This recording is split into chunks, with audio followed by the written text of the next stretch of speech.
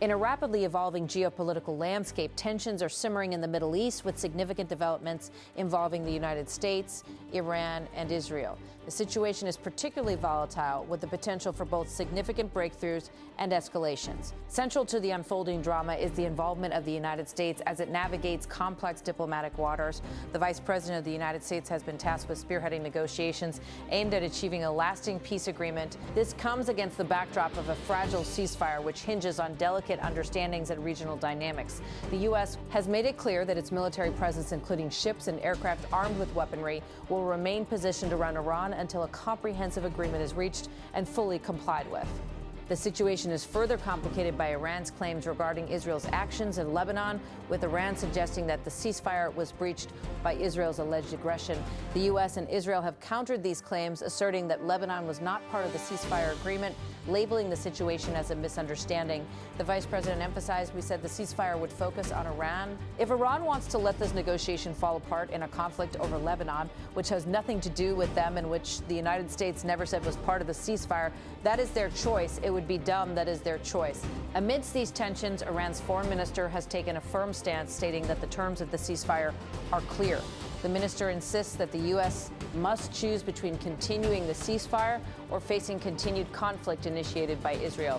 This ultimatum is underscored by Iranian state media reports claiming that Iran has closed the Strait of Hormuz, a critical global shipping route. The U.S. and its allies have demanded that the strait remain open, underscoring its strategic importance. In a bid to provide clarity on the negotiation process, a White House spokesperson revealed insights into the ongoing talks. They disclosed that an Iranian 10-point plan was dismissed by the U.S. administration as unserious and unacceptable.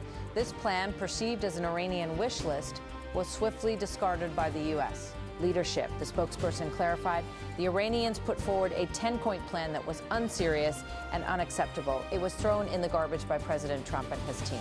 Many outlets in this room falsely reported on that plan as being acceptable to the United States, and that is false. The negotiations, albeit challenging, are not without hope. However, the path to a comprehensive agreement remains fraught with complexities. The notion of a ceasefire is described as a temporary measure to halt hostilities, providing a window to hammer out a more durable peace agreement.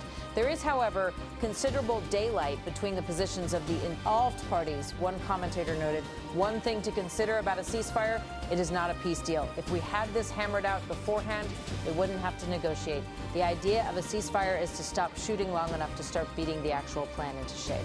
The Iranian 10-point plan, characterized as wishful thinking, highlights the significant gap between Iran's aspirations and the U.S.'s non-negotiable demands. The key issues include Iran's nuclear capabilities, missile programs, and funding of regional terrorism.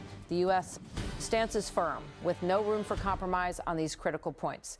They need to realize President Trump is not going to cave or compromise in any way on the most important things: no nukes, no missiles, and no funding terror in the region, emphasized an analyst. The Strait of Hormuz remains a pivotal issue, with Iran's actions affecting global shipping and regional security. The U.S. administration, however, has hinted at possible economic cooperation, suggesting a joint venture with Iran concerning tolls for ships passing through the strait. This proposal, while unconventional, is seen as a potential avenue for negotiation. It needs to open one way or the other. President Trump is giving Iranians a little hope. Maybe we'll do a business deal together. That is his way, commented an expert on the issue. Yet the strategic importance of the strait cannot be understated, and any agreement must ensure its continued openness. In a significant development, Iran has indicated a willingness to turn over its stocks of enriched uranium, a move hailed as a major concession. The White House confirmed this shift, describing it as a critical step forward. That is the biggest deal. They have near bomb-grade uranium, and we can't allow that. That is intolerable, stated a former military strategist, highlighting the urgency of addressing Iran's nuclear capabilities. As the negotiations unfold, questions arise regarding the broader implications for U.S. security and regional stability. The military actions undertaken by the U.S. have considerably weakened Iran's ability to project power, reducing its capacity to cause regional disruptions. The dismantling of Iran's military infrastructure, including its Air Force and Navy, is seen as a significant step toward enhancing security. We are undoubtedly safer than before this began. The Iranians had greater capability to project power in the region, to cause trouble, to push proxies to do things.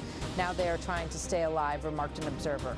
Despite the focus on Iran, the conflict between Israel and Hezbollah remains a persistent challenge. The situation is exacerbated by Hezbollah's proximity to Israel's border, with ongoing hostilities and rocket fire threatening Israeli civilians. The failure of Lebanese authorities to enforce agreed-upon boundaries has allowed Hezbollah to maintain a threatening presence. This conflict is intertwined with broader regional dynamics, but it also stands as a distinct issue requiring resolution. The problem is Hezbollah is on Israel's border. The Litani River was agreed to be dividing line, and Hezbollah is not supposed to be south of that, explained a regional analyst. In this complex geopolitical environment, the stakes are high, with the potential for both significant breakthroughs and escalations. The coming days will be critical in determining the trajectory of U.S.-Iran relations and the broader stability of the region. As the geopolitical tensions in the Middle East continue to simmer, the focus remains firmly on the developments involving the United States, Iran, and Israel. The ongoing diplomatic efforts are fraught with complexities and challenges as leaders attempt to navigate a path towards a sustainable peace agreement. At the heart of this effort is the Vice President of the United States, who has been tasked with leading negotiations aimed at resolving the conflict and establishing a permanent peace. The current situation is marked by a fragile ceasefire, which remains tenuous as various regional dynamics and misunderstandings threaten its stability. The United States has made it clear that its military assets, including ships and aircraft armed with weaponry, will continue to be stationed around Iran until a comprehensive agreement is reached and fully implemented. This military presence is intended as a deterrent, underscoring the seriousness with which the U.S. approaches the negotiations and the need for compliance from all parties involved. Iran has been vocal in its claims that the ceasefire was breached by Israel's alleged aggression towards Lebanon. However, the U.S. and Israel have countered these allegations, asserting that Lebanon was not included in the ceasefire agreement. This situation has been described as a misunderstanding by the vice president, who emphasized that the ceasefire was intended to focus on Iran, not Lebanon. We said the ceasefire would focus on Iran if Iran wants to let this negotiation fall apart in a conflict over Lebanon, which has nothing to do with them and which the United States never said was part of the ceasefire. That is their choice. It would be dumb. That is their choice, he stated. Adding to the complexity of the situation is Iran's firm stance on the terms of the ceasefire. Iran's foreign minister has issued an ultimatum insisting that the U.S. must decide between continuing the ceasefire or facing ongoing conflict initiated by Israel.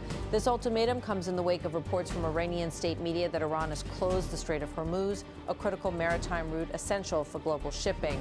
In response, the U.S. and its allies have called for the strait to remain open, highlighting its strategic importance and the need for stability in the region. Amid these diplomatic tensions, the White House has rejected an Iranian proposal described as a 10-point plan, which was deemed unsuitable and unacceptable. The White House press secretary clarified that the proposal was dismissed by the president and his team and criticized media outlets for falsely reporting that it was considered acceptable by the United States. The proposal was described as an Iranian wish list and was reportedly thrown in the garbage. The negotiations are expected to face significant challenges in the coming days as the two sides remain far apart on key issues. One critical aspect of the negotiations is the status of Iran's enriched uranium stockpiles. The White House has confirmed that Iran has indicated its willingness to turn over these stockpiles, a development described as a big deal. The enriched uranium is reportedly near bomb grade, and the U.S. considers it essential that Iran relinquishes these materials to prevent any potential nuclear threat. The strategic importance of the Strait of Hormuz also remains a key issue in the negotiations. Iran's decision to block the strait, citing actions by Israel and Hezbollah, has further complicated the situation. The U.S. has indicated that resolving the issue of the strait is crucial, and there have been suggestions of a potential business deal between the U.S. and Iran to address the matter. However, the focus remains on ensuring that the strait remains open to international shipping. The conflict between Israel and Hezbollah, a proxy group backed by Iran, continues to be a significant point of tension. Despite Israel's support for the ceasefire with Iran, the ongoing hostilities with Hezbollah on Israel's border persist. The situation is exacerbated by the presence of Hezbollah's rocket launchers near the border, which have been used to target Israeli territory.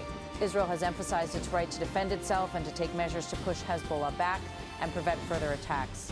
In summary, the current geopolitical landscape in the Middle East is characterized by a complex interplay of diplomatic negotiation, U.S. military posturing and regional tensions. The United States, under the leadership of the Vice President, is actively engaged in efforts to broker a lasting peace agreement. However, significant challenges remain as both Iran and Israel continue to assert their positions, and the situation on the ground remains fluid. The outcome of these negotiations will have far-reaching implications for regional stability and global security.